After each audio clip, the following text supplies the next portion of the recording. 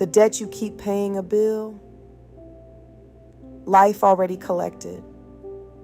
Most people think debt is something you owe, but some of the heaviest debts never existed. They're emotional debts, mental debts, spiritual debts.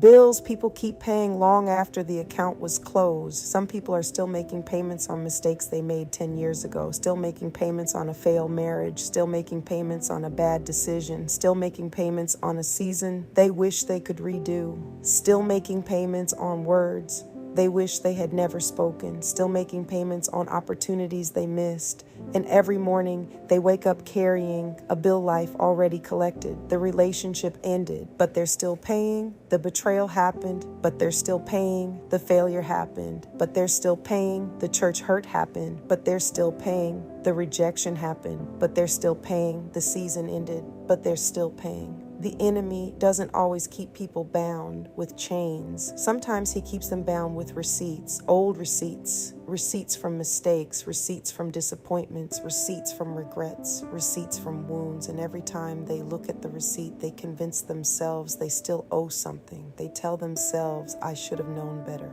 I should have seen it coming. I should have done more. I should have been stronger. I should have fixed it. And without realizing it, they become prisoners of a debt that no longer exists. The tragedy is that many people have received forgiveness but never received freedom. They know they were forgiven, but they still punish themselves. They still sentence themselves. They still revisit the crime scene. They still rehearse the failure. They still relive the moment as if suffering longer somehow changes what happened. But punishment cannot rewrite history.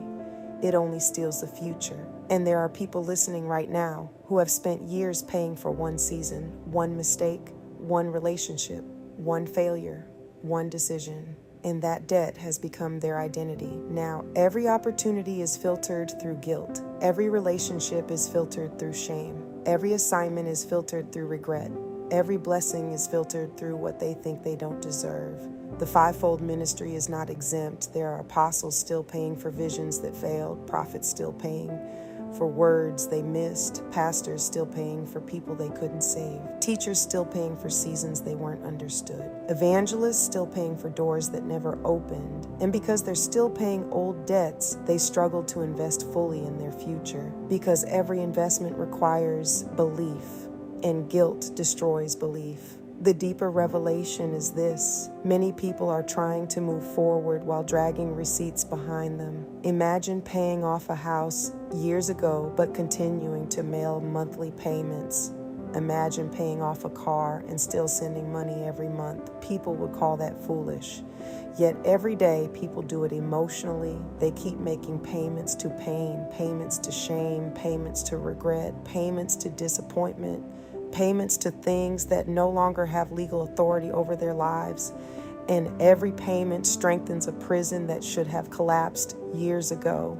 Some people don't need another prophecy. They don't need another conference. They don't need another confirmation. They need to throw away the receipt that says they're disqualified, the receipt that says they'll never recover, the receipt that says they'll never be trusted again, the receipt that says they'll never be used again, the receipt that says they'll never be whole again, because the receipt is lying. The debt has already been collected. The season is over. The lesson was learned. The wound survived. The chapter ended. And yet the bill keeps arriving because people keep accepting it. There comes a moment when you have to stop opening mail that was never addressed to your future. Stop reading invoices from seasons that expired. Stop agreeing with accusations that belong to yesterday. Stop paying bills that no longer exist, because every payment you make to regret is money stolen from destiny.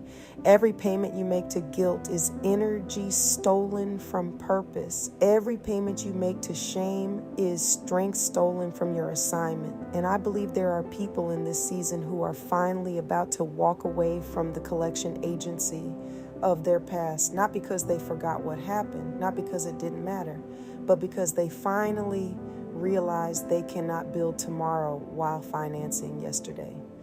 The debt is gone, the account is closed, the receipt has expired. The question is, why are you still paying it? Still